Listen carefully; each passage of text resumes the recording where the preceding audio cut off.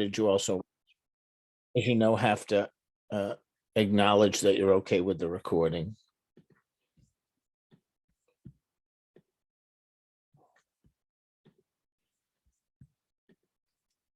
All right, good morning, everybody. So just a couple of general thoughts. So in dealing with upset and angry people, I often like to say it's essentially a time management issue.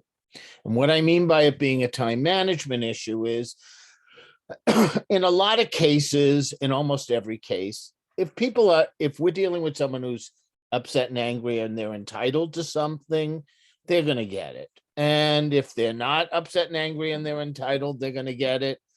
And if they're not entitled, I would hope they wouldn't get it, you know. So in most cases, what's the real issue here? The issue is, and this sounds cynical, but it's not,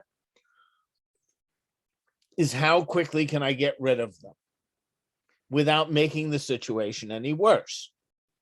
Now, that sounds very cynical, and because it seems like we're only really talking about ourselves and what's a benefit for us. But actually, what I'm going to talk about is a benefit for them as well. If we can move the situation along more efficiently, we're going to be able to get to wherever the ultimate conclusion is quicker. That's better for them as well. So I'm going to talk about some of the things that get in the way of that and how you can kind of move it along. Almost everything I'm going to talk about, I didn't invent. It really comes from best practices in customer service from that industry with some adaptation to situations in education. But it's not, I'm not a creator of this, okay? So the first thing is that upset and angry people do take time. And that's just a reality. And so we want to definitely look at how we can move things along.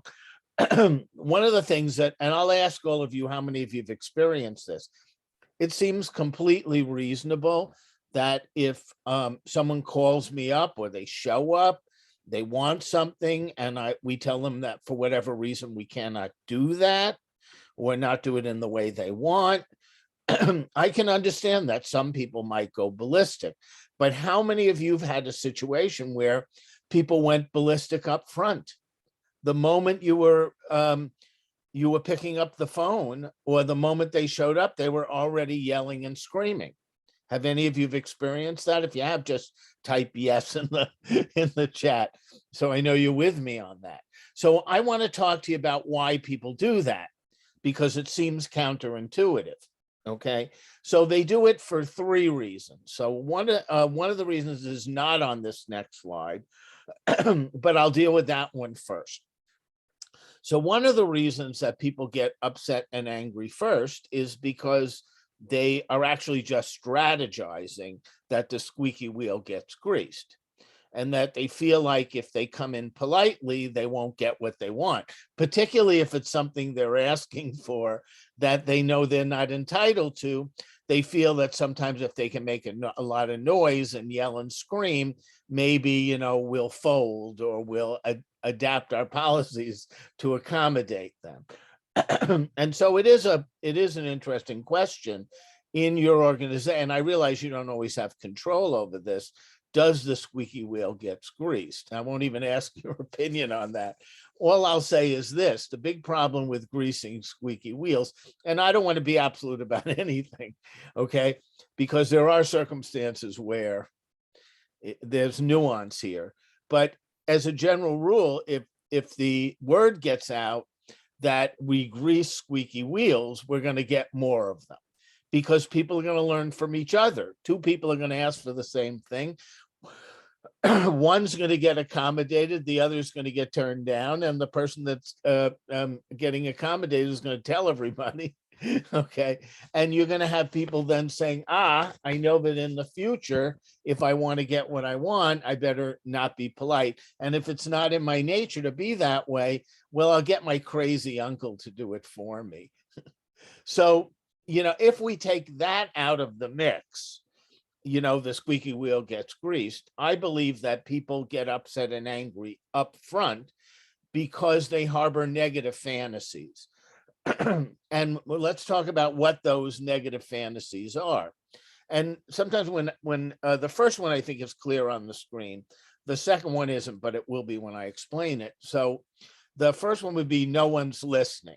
So that doesn't mean that we're not hearing, but people feel like we're not feeling their pain.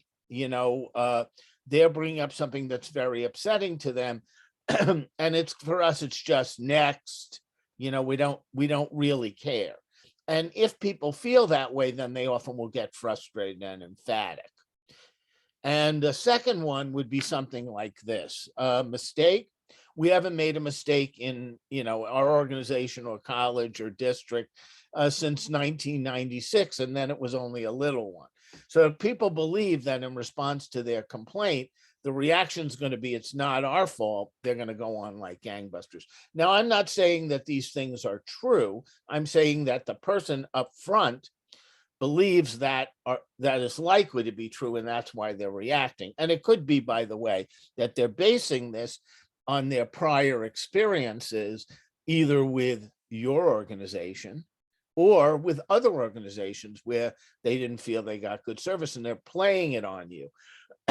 So that's just something to keep in mind. The reason why I'm bringing this up is the strategies I'm going to share related to this, and they address this. So if you understand the reason, you'll see where the strategies fit in.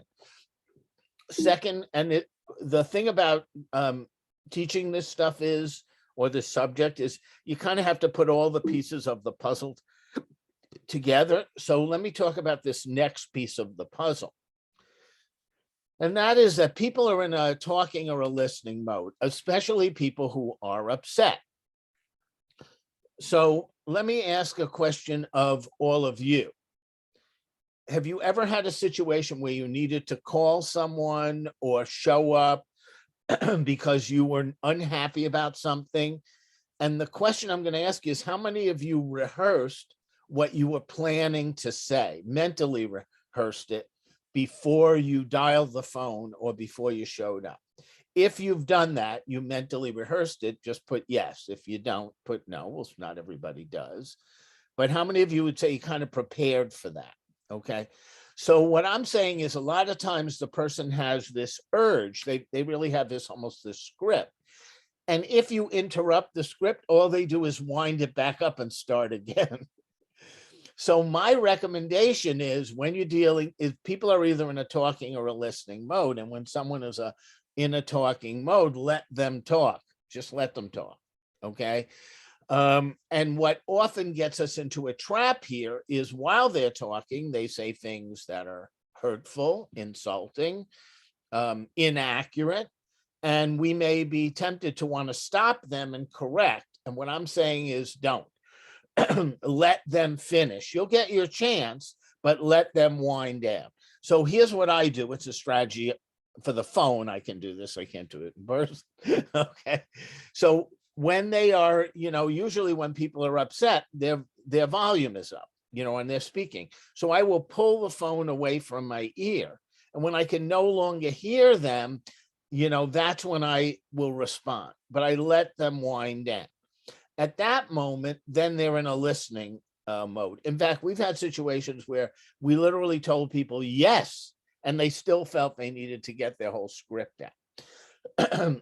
So that's kind of the first piece. The second piece of this is, there are two stages to any intense encounter with an upset or angry person.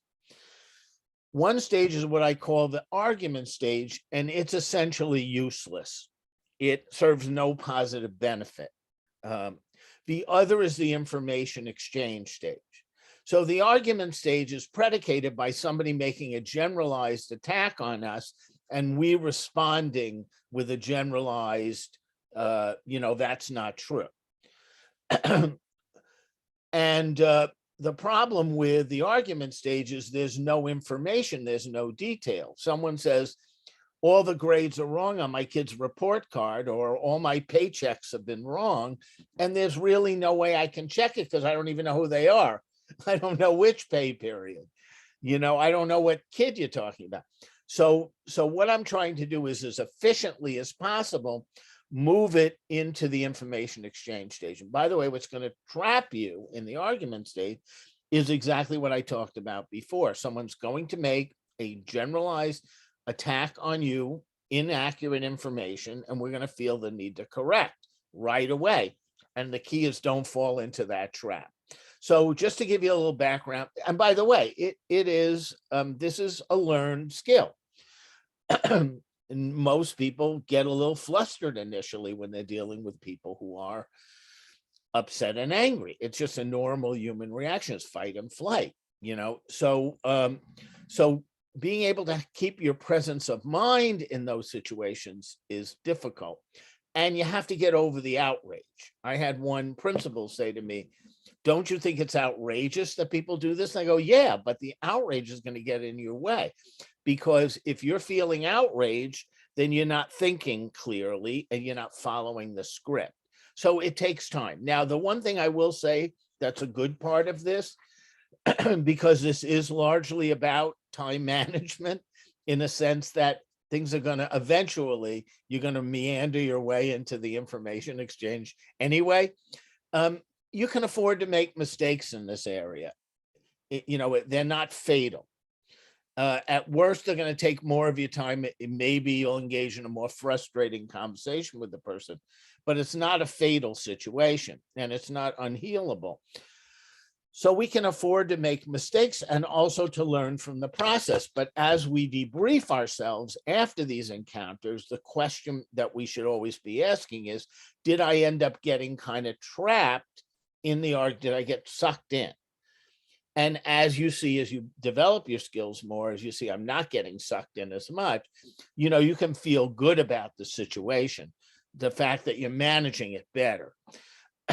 Let me just say, and again, this is just historical. So, depending on how far you go back technologically, let's go back to almost pre-computers or rudimentary computers. So in the old days, when customer service reps, who normally had a cubicle, okay, they would have signs up in the cubicles that would say name, account number, just to constantly remind them that I can't really move these things along until I get some pertinent information from the person that allows me to then look things up. So this was like your kind of cue not to get flustered and to remember what you need to say. Now, as the technology evolved, when the call would come in, it would flash on your screen. You would actually have a prompt and it would flash on your screen, name, account number. Okay. By the way, I had a school that did something similar to this. They made a customized message pad because they were dealing with parents that always included the parent's name and the kid's name and the class, because that was pertinent information to be able to deal with a lot of the issues that came up with parents. So they saw it in front of them. Today, if you call, and by the way, I'm not suggesting we do this, but today, if you call, they often won't even let you talk to a rep until you've told the computer all of that information. But the whole goal of all of that is to get people into the information exchange stage. So what actually is the information exchange stage? Just to be, to kind of flesh it out a little more. It's the who, what, when, where, and how of the details that allow me to research the matter. So it's which bus run, what pay period, what kid, what day. So it's whatever the details are. And usually people will say, once we move into the details, things start to smooth out a bit. Okay, so that's our goal. So the question is, what techniques can you use to help you besides just me telling you don't get trapped in the argument state? So I have a couple of techniques to talk to you about, and I'll talk about the first one, which is mirroring. So how many of you have heard that if people are really upset, yelling, screaming, we should soften the message? If they're really upset, we should try to use softer language, or so I want to suggest to you that there's a danger in that. There's a real danger in that. So just imagine the situation. So I'm really upset about something that's going on in my kid's class, or a problem I'm experiencing on campus, something I'm worried about. And I talk about, this was a horrible experience for me. I was worried for days. My child was upset and crying all night about this. And the person on the other end of the phone goes, I understand that you were not fully pleased with the way we handled this. Do you think that a statement like that is going to calm them down or make them go ballistic? If you think it's going to make them go ballistic, just type yes. I keep it so you don't have to type a lot of words. It's going to make them go ballistic, because what are we basically telling them? I don't want to hear it. It's too harsh. I'm euphemizing it. I make a joke about dentists. Dentists are told never use the P word, pain. You go to they say it's going to be painful. They go, there'll be a little discomfort, the absence of comfort. So there are dangers in this. So what mirroring suggests is doing the opposite. So obviously we don't want to mirror profanity, but what we want to do is, if it's really high drama, mirror it. Now, you're not saying it's correct. You're acknowledging that they experienced this. So if someone says, I understand this was very frustrating for me, I was really worried about this. So you respond back by saying, I understand that you were very worried about this. This was frustrating to you. Let's see what I can do to help you out. So I actually give them back their words. Now, I don't have to give back every word. So if they had 20 things in their speech that were attacks, I don't need to bring them all up. That's a little too much like, yes, yes. But what I'm doing while they're talking is I'm looking for those charged emotional words. Upsetting. I felt you people were incompetent. I was crying. I was scared. I was frustrated. And then once they wind down, then I give them one of those back with something like, so what I'm hearing you saying is, this was for you very, and you use the word back. So why is that? Why does that work? Well, first of all, I think for a lot of people, it's shock. It's the exact opposite of what they expect. They expect us to be defensive or to make excuses. But what we're really telling people is, I'm listening. I'm not trying to filter this out. I'm seriously listening to what you have to say. Now, mirroring alone isn't the answer. You use it as a segue. So you're going to use the mirroring statement, and then you're going to say, okay, let me look into this. So what was the pay period, or when did this incident happen? So that's the segue into the information exchange stage. That's mirroring. Any questions on mirroring? Anybody use it? The interesting thing about this is kind of a little intriguing psychology to this.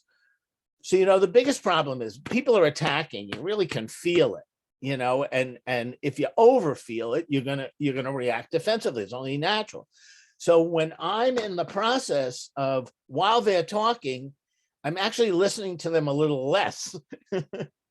Okay, because I'm busy thinking, what charged words am I going to use? So I am hearing them, but it allows me a certain emotional distance because I'm thinking about what I have to respond to.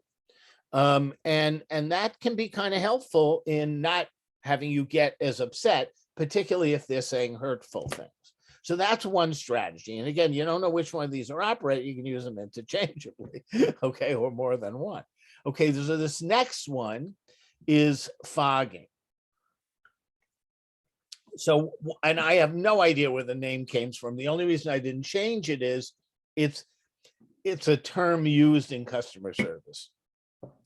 And it's not meant to be pejorative. But it's acknowledging the possibility of error on our parts. Not saying that we made a mistake, not saying that we didn't make a mistake. It's saying it's possible we might have made a mistake. So when I first learned this, of course, I'm going to date myself, but when I first learned it many years ago, they were talking about Ma Bell when AT&T had a monopoly. and they had said, if you had called up an operator, crazy thing, and said, excuse me, there are aliens from the planet Mars tapping into my long distance line to call home, the operator would have responded by saying, well, it's certainly possible you might have been billed for calls you hadn't made. Let me look into it. So you don't necessarily have to acknowledge that what the thing they're saying is that's crazy is true. You can just make a generalized statement about errors are possible. So I'll give you a school one. Somebody says all the grades on my kid's report card are wrong. Okay. So, there's a natural tendency to think that's not possible. Anything is really possible.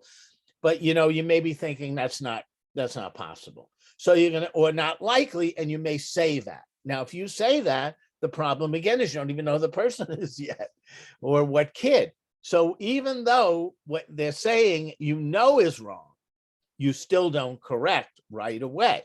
What you do is you say, well, it's certainly possible an error might have been made on a report card. Let me look into it. And then that gives you a chance to collect the information you need. And then you walk them through the data together. So what I always like to say is don't assert that you're correct. Have the evidence show that you're correct by walking them through the evidence. Okay. So again, any questions on that? And it's usually when they're right, when they're wrong, that people too quickly respond. So I'll tell you a little story. I just did one of these last week. I didn't share this, but I'll tell the story because I know at least we have one transportation person here, and this happened to be somebody on Long Island. Okay, so we had a transportation director on Long Island who did his own routing. It was a small district.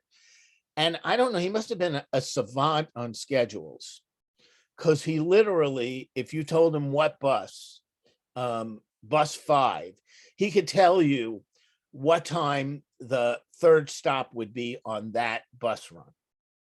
And I don't know how he did it, but just something about his nature where, he was really good at this. And so a parent would call up, and usually the parent was complaining because they claimed the bus was early, because their kid's still eating. And they would say the bus is supposed to come at 7:10, and he would say, oh no, it's supposed to be 7:05. And then there were all kinds of complaints about him that he was just making it up, because most people can't do that. So when people would get that quick response, they would react to that response as he's shooting from there. So I explained this to him. I told him your genius is working against you. So what we had him do after that was he'd say, okay, let me check on that. He'd grab a piece of paper and, have him hear the paper rustle. He'd count to 5 seconds and give them the same information out of his head.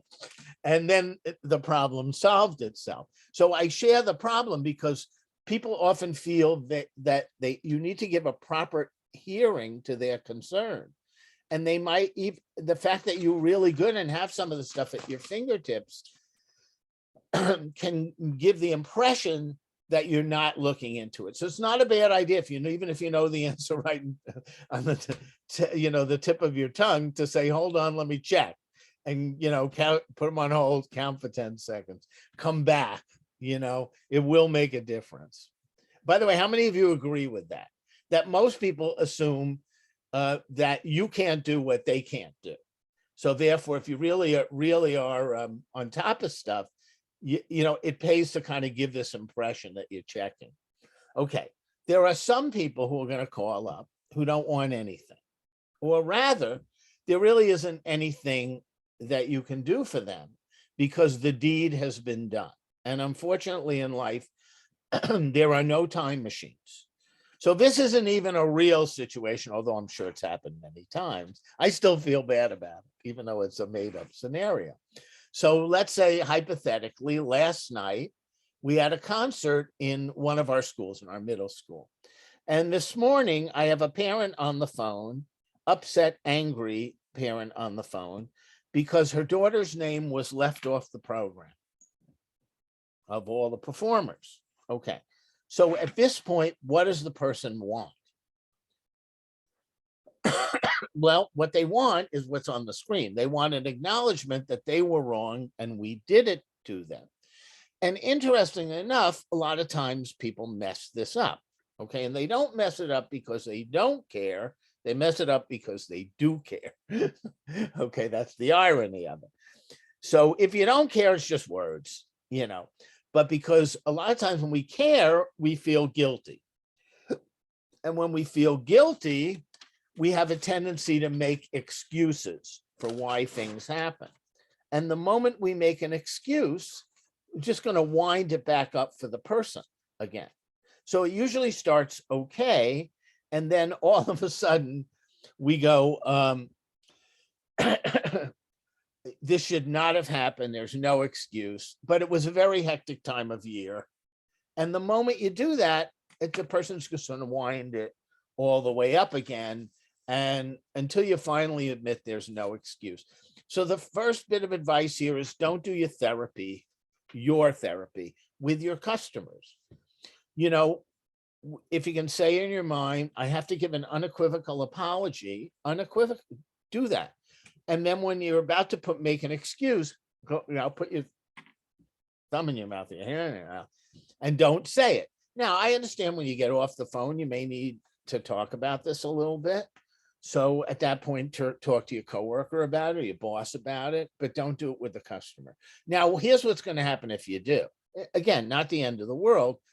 The person's just going to get upset again, and you're going to go round and round for longer until you finally admit there was really no excuse. Later on, if I have time, I'll give you a tip on how you make a perfect apology. It's sort of at the end of the slides, but for this point, we'll just talk about that. Now, there are also going to be situations where a person is going to call up. We're going to tell them that there's something we cannot do because it's illegal or it's against policy. And the person is going to try to get into a debate with us about this. Okay. And so what I recommend in those situations where really there's really nothing we can do for them. I mean, because the rule is the rule, is to apply the broken record technique. Now, it's important to do it with empathy. I had one person do it with me. He was so annoying. We're not allowed to do that, that it actually countered the benefit. So I think it's okay to say, in fact, acknowledge feeling. I understand this is frustrating for you, but under state law, we're not permitted to do that. I mean, the most common example I can think of, of late, unfortunately, not a problem, hopefully not a problem anymore, or in the future, was we had situations, I was working with some security folks, and they were doing temperature checks. And if you fail the temperature check, whether you have COVID or not, whatever reason you fail, you're not permitted in the building. And we had some people that were not taking that well. So, so my recommendation is, I understand it's frustrating for you, but we're not permitted to let anybody in who fails a temperature check. What's important here is don't provide excuses or rationale for the policy. You may be tempted to do that and to say, well, this is for the safety of your children, or for the safety of the community, or for whatever, or, it's to protect your child in some other circumstance. And the problem with that is the person's going to come back with a counter argument. They're going to say, this is not protecting my child, or it's not good. And for the other person, it begins to feel like a debate. And the problem with this is they can't win this because the rule is the rule. So if we get to the situation where the people feel it's a debate and somehow they're beginning to win because they're countering the arguments, that's a fool's errand. So we want to avoid getting into the debate, because here's what's going to happen. We're going to be 10 minutes longer in this, and they're still not going to get what they want. And they're not going to be any happier because they had a longer debate about it. Okay. So now I don't have any illusions about this. In most of these cases, the person is not going to say, oh, I see. Oh, thank you. I didn't realize, no, they're gonna go off in a huff. But I still think it's better if they go off in a huff after 3 minutes than after 10 minutes. Better for them and better for you. So you don't have to defend policies. You only have to explain they exist. And there is a trap. You can certainly, again, acknowledge the frustration. But if you start to explain the rationale for policies, you can create this sense that maybe this is something for the person they can win. How many of you agree with that? It's not productive. Okay. One more advice. It's okay to say, as a parent, I can understand this. I don't get into too much detail about your own situation, because the person will only say, well, that's not really like mine. You don't really get it. So it's best to say, I can certainly understand, that's frustrating for you. But if you get into detail, they'll just argue their situation is inequivalent. And again, it's not really useful to moving things along. What I talk about is, how many times does a person have to hear the broken record before the light goes on that they just realize they're not going to get this, and they're going to, walk away. Like I said, very often unhappy, but walk away, Okay. So people can accept things more easily if they sense that we care. So that's why I think I've often said, if you have to inconvenience people, acknowledge the inconvenience. Don't trivialize it. Sometimes we like to say it's no big deal, and that actually angers people.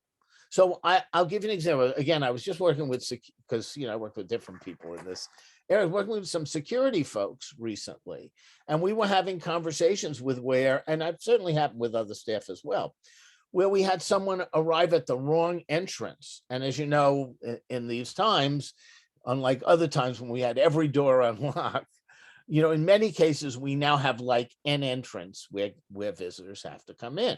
And sometimes it's raining and people have parked in the wrong spot and they have to walk around. And they're not happy about that. They just want to be let in, especially if they see somebody who they wave them on, to let them in. And so we talked about how important it was to say to the person, I understand it's an inconvenience for you, but these are our safety procedures, okay? And that's okay to do, but acknowledge that's an inconvenience.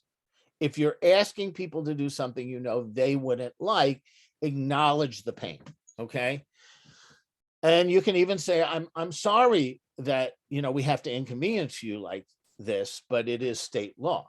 So it's important that you don't trivialize that. How many of you agree with that? If we're going to ask people to do something that's inconvenience, or they have to follow a new procedure, acknowledge that it is an inconvenience, Okay. So one thing that I often like to say, especially if you're a frontline office staff person, and I know we have people who are in different roles here, okay? But if you're a person who's a frontline office staff person, you're often the receiver of the of the information, but you may not be the person that can get the problem resolved for them. It may require a higher up. Even if you're a leader, what someone is bringing up may have to go even up the chain. Even superintendents, in some cases, they have to get approval from the board. So we have a situation where we are not able to instantly give people what they want. I'm not even saying that in the end we won't be able to give them what they want, but it may require someone else to do it, and it's going to take some time. So what I always like to say is there are two things we're doing simultaneously when we're in any encounter with someone in a customer situation.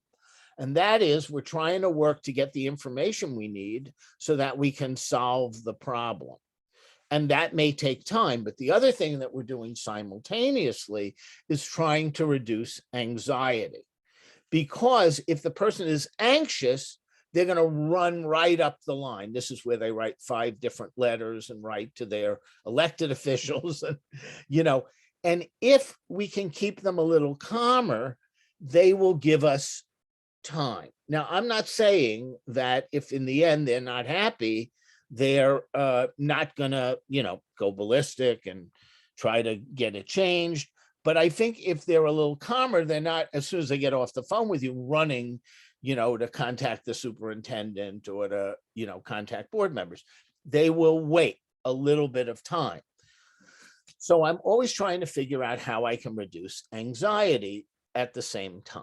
Okay. And some of the things that you can do with that, I don't know whether I'll get to all the slides today, but, walk people through the process. Let them know that it typically takes us 2 or 3 days to reach something, so that we're not just leaving them hanging. Okay. And then there are other things that you can do.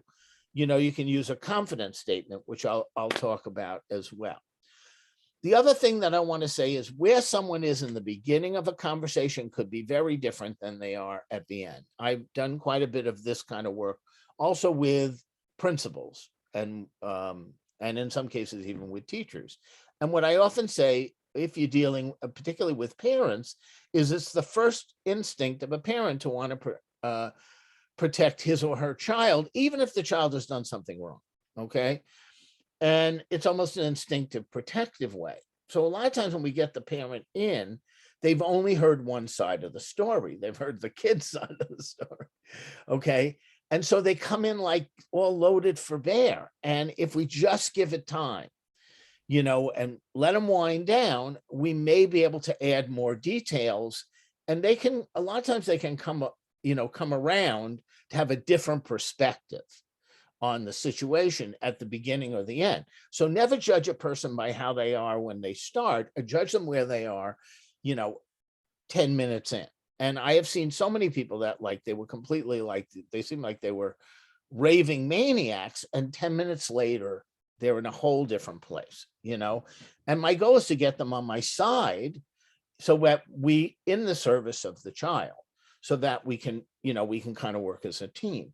I may not always get there with everybody, but I know that I can't judge them based on where they are when they come in and they're angry. I have to let them calm down a bit. Okay.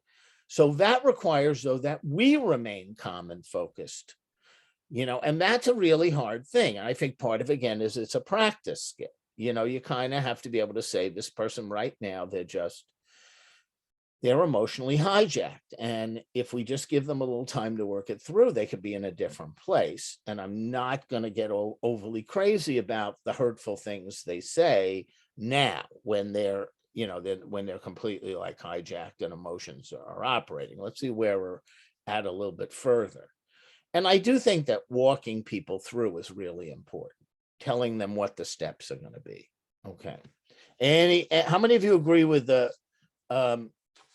basic premise of what I'm saying? And I understand that everybody's a little different.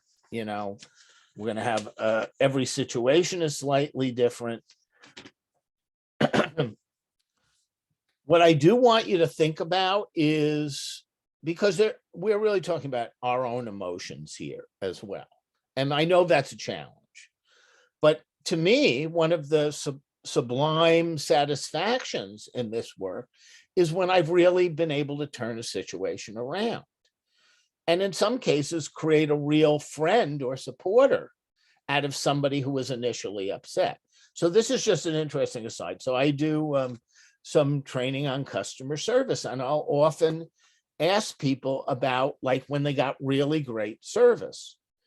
And it often started with a problem.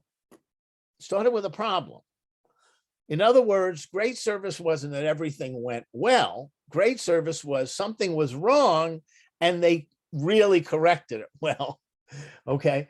So that tends to stick out in people's mind when they called up with a problem and it got solved. So I look at every problem as a potential opportunity if I'm able to do that. And unfortunately, depending on what they want and need, I may not in every case be able to do that.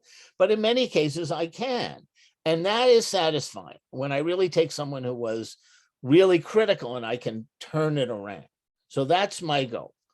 One of the things that helps us turn around, and this is really another one of those places where you got to make sure you're framing the conversation. The past is your enemy in this, always. The past is your enemy. First of all, no one cares about what you did well in the past. You're only as good as your last. But the past is your enemy.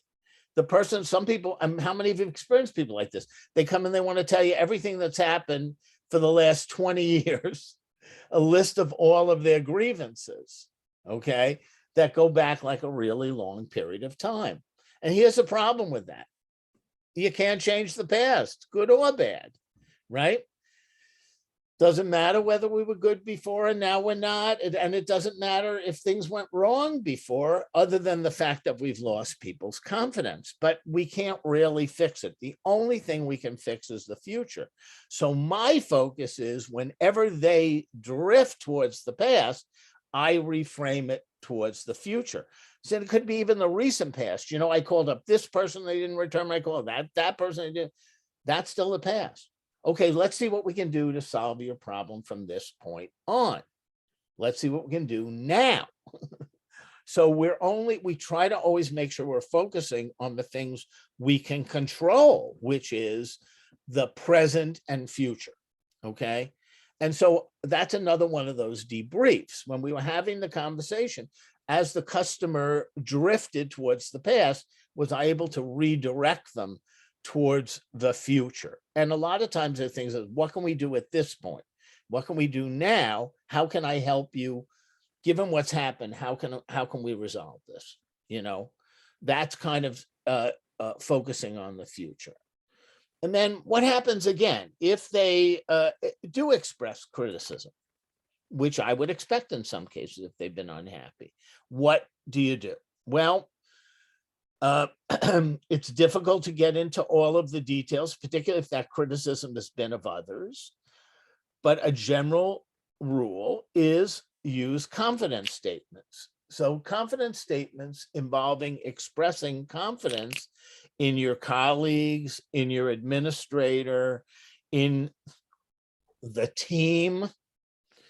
So I could easily do a half an hour on confidence statements. So instead of doing that, I'm just going to give you the best one I've ever heard, okay, which I did not invent either.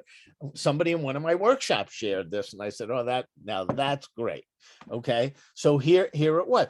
This was a secretary working in special ed or pupil personnel, different names in different districts, and she had a parent who was worried, you know, about her kid's placement. And so she's pressing the office staff person, who really can only take the information at this point, for like an answer about what's going to happen, whether or not the placement's going to take place. And of course, this person is not in the position to make commitments for other people or for the district. So here's what she says, which is, I thought was brilliant. She says, you know, I've been doing this work for 15, 16 years. And I've never had the opportunity to work for a more thoughtful and caring and child-focused team. If there's a solution, they'll find it. So the statement that I made, that was not a commitment. It was a what? An affirmation of her confidence in her colleagues. And oftentimes that confidence will transfer. Now, again, it's not a substitute for not delivering. At some point you have to deliver. But, you know, if I'm hearing that so much confidence on the part of this person I'm dealing with, I'm probably going to feel a little calmer and give it a while, you know. So how many of you agree confidence statements can go a long way in calming a person down?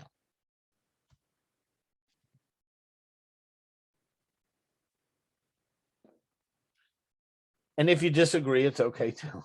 Okay. So, so there's something called verbal judo. I don't know if any of you've heard of it. It's a phrase that, yeah, we're going to talk about that next. Okay. So verbal judo was actually, initially it was training for police officers, okay, and security personnel on, you know, how to de-escalate situations. And while a lot of the practices are similar to what I've done here, but obviously in context, I decided to pull one thing from verbal judo and share with you. And those are the things you should never say. Okay, so here we go. Here are the things you should never say. And one of them is calm down. Okay, so here they are. Calm down. Telling anybody to calm down work. Okay. What's your problem? I'm not going to say this again. Why don't you be reasonable? Okay. So don't ever use any of these. Okay. They're counterintuitive. Express confidence, show that you care, but stay away from these are don'ts. Okay. How many of you agree none of these would calm you down or help if someone told them to you? Okay. So one of the things that's going to be really important is verifying understanding. You know, when we have resolved it. Verifying understanding.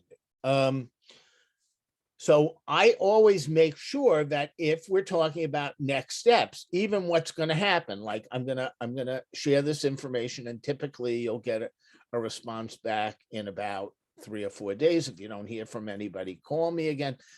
That's verifying understanding. Or it could be even more details if I'm telling people certain steps they need to do.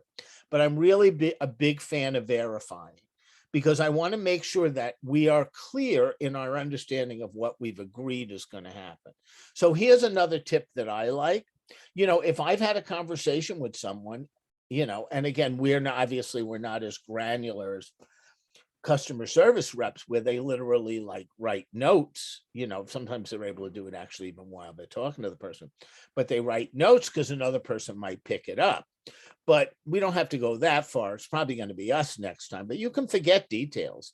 So it's a good idea to write them down. So one thing that I've started to do that's really terrific is when I'm writing them down, I then forward them. I send them in an email to the person. And I say, it was great talking to you. This is just to review what we discussed as what is likely to be next steps. Please contact me if you have any questions. So I'm sending it to them, but then I also have that as a record for myself. So if I have to write the notes anyway, why not at the same time confirm them? Anybody do that? Send confirming emails, and maybe not all the time, but in some circumstances to people. I think it's a good strategy. Okay. And there are other good reasons to do it. People often lie or hear what they want to hear. So I want to make sure that if, you know, they're going to go up the chain, I've got some evidence of what I've agreed to or what I said. And there, you know, there's some objectivity there. Okay. So we got a few minutes left, but I debated whether to put this right after the acknowledgement, but let's talk a little bit about how to give a perfect apology. And I'm just going to say this about myself. You know, every time that I have done this the right way, I think things have worked out pretty much as best as they could under where there was a circumstance where something went wrong. In terms of healing and maintaining relationships. Every time I've gone off the reservation, and I try not to, but you know, I'm an emotional creature like everybody else. Every time I've slipped and gone off the reservation, hasn't worked out as well. Okay. So, you know, I really try to remind myself this is the right way to go. So it's a 3-step process. So the first step, unequivocal apology. Don't make excuses. Now, I sometimes say if there's a legal liability, deny it. Okay, but if there's no legal, in most cases there isn't a legal liability. There's no harm in over owning. If you are criticizing yourself, it almost takes away the ability of the person to criticize you because you've already done it. Okay. And so that's the first step. Second, indicate what you're going to do to solve the current problem. So in some cases, symbolism matters. So going back to the example I gave, and of course that's an easy one because I've had time to think this through, okay, is I might say, I might use a little mirroring and say, I understand that your child was upset about this all night, even lost sleep about this, and that's completely understandable. I would be upset too. And it should not have happened. There's just no excuse for that. It should not have happened. Obviously, I can't turn back the clock, but I can tell you that we print these, in-house. So I can certainly, update it and send you a few copies. Would you like 3 or 4 copies? And I'll make sure the one we keep in the file, is updated. And so that would be an example of what I can do to resolve the current problem. And then I might say something like, and I played around a lot with the language with this, muse meaning like think aloud so they can hear. I might say, I conceive it in the future, we need to have a second person, check it against our roster of participants. So this doesn't happen again. So the real question is why number 3? I mean, what's the probability of this happening to that person again? Highly unlikely. So why would they care? I mean, that's really what I'm asking. And I believe they care for, there's 2 reasons you do it. One is, I think that people do like to feel that there was some positive benefit that came out of a criticism. And then I think the second is, it really shows that you were sincere about your apology. People often feel that apologies are just a way to placate them. It's not that, we're not really taking it to heart. And the fact that they're actually hearing us say, think aloud about what we might want to do about it, that suggests we do take it to heart. So I think it locks in the sincerity of the apology. As with all of this, and I talked about this just briefly, you do have to realize that emotional hijacking is takes over for people. And when people are really upset, the fight and flight part of the brain, the emotional part of the brain, is the one that's operating, and the thinking brain is kind of put on hold for a little while. And if you're really interested in this subject, by the way, I absolutely recommend Daniel Goleman's book on emotional intelligence, because he elaborates about this a lot. But I try to almost in my mind say, is this person at this moment emotionally hijacked? And in some cases, particularly with in-person situations and with internal situations, I've often said, I just get the impression that neither one of us is in the right place to have this conversation right now. Can we take like a time out of maybe an hour, or let's re-meet tomorrow morning when cooler heads on, certainly my head will be cooler, we'll be in a kind of a better place to have this conversation. I know that I wouldn't normally say that to a parent on the phone. But, at least I can think to myself, I'm dealing with a person who's now emotionally hijacked, and that my major goal is to work with trying to calm them first. And a lot of times the easiest way to calm them is just to let them vent and have us listen. I find, again, especially in person, pull a pad so they see you writing. I don't care if you're actually doodling pictures, but get the impression that you're really listening. Eventually they will wind down. But there's a part of my brain that's clicked, I'm dealing with an emotionally hijacked person, and I'm not going to be able to have a rational, discussion with them about it until they're in a calmer place, and that's something just to keep in mind. We already talked about this. So I do think it's important to thank people for being understanding when things, particularly if we're asking, I usually hit them on both ends with this. So I'll say, I understand this is an inconvenience to you. I'll give the example I gave with the door, where they have to walk around the building, or they have to bring in another piece of paper, to verify their financial situation financially.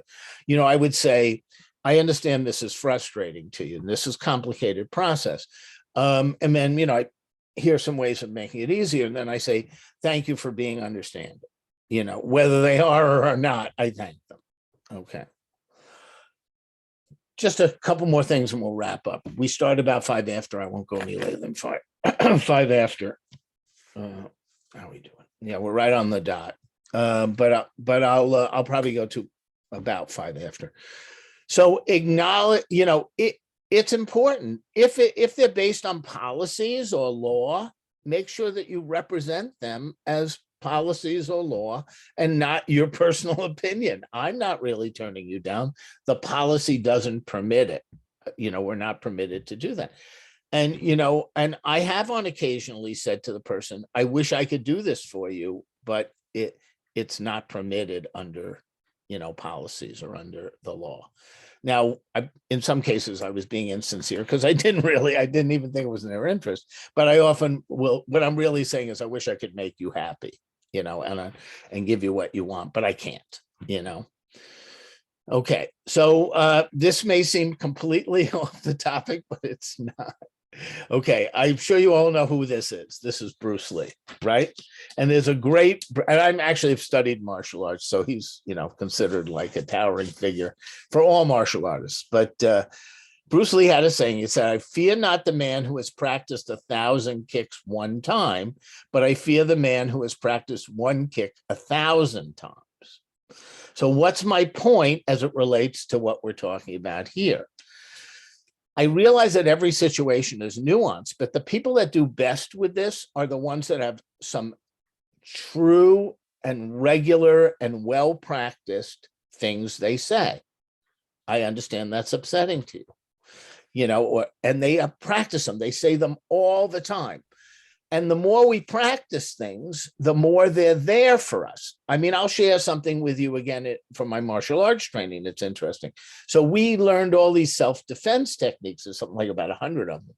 And at my level, and yet one night we decided to do a little simulation, dark room, let people grab you, okay, and see what you do. And here's what I discovered from that experience. Even though I knew 100, I could only think of about 5. Each time I'd only use the 5. So which ones were those? The simplest and the ones I had used the most. So that's a good telling lesson. Whenever we're under pressure, the things we're going to have in our toolbox are going to be the things that have been tried and true for us and we've used a lot. So don't try to create a list of 100 things you're going to say. If you come up with a list of 3 or 4 or 5 things and you say them all the time, you'll be able to, they'll just come right out of the memory bank when you need them. That's really important. Practice. And you're going to get the practice. You don't have to create fake practice. You're going to get the practice from life, from the circumstances you face as part of your work. Last thing, and then we'll call it a day. Okay. So it doesn't happen a lot, okay? But there is one sneaky, manipulative, underhanded thing that I have seen some people do. And I just want to prepare you for it. And this was not this is sort of my own thing. In that I didn't really learn it from training in customer service, but I call it blame victim compensation. So it normally is going to be somebody who knows they're wrong. They know that what they're asking for, they won't get if they follow normal channels, because it's not allowed. Okay. And so they do what I call a 2-pronged attack. Okay. So the first part of the attack is just squeaky wheel. It's just squeaky wheel, hoping they can intimidate you. If that does not work, they kick it up a notch and they start attacking you personally.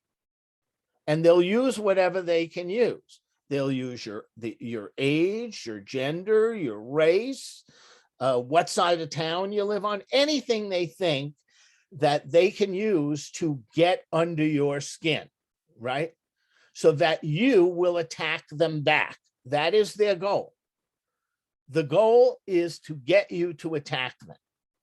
So then once you attack them, all of a sudden they go, my heart. And then they're running up to the higher ups to complain about what you said to them.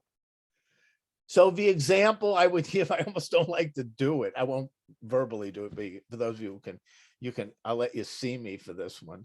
Okay.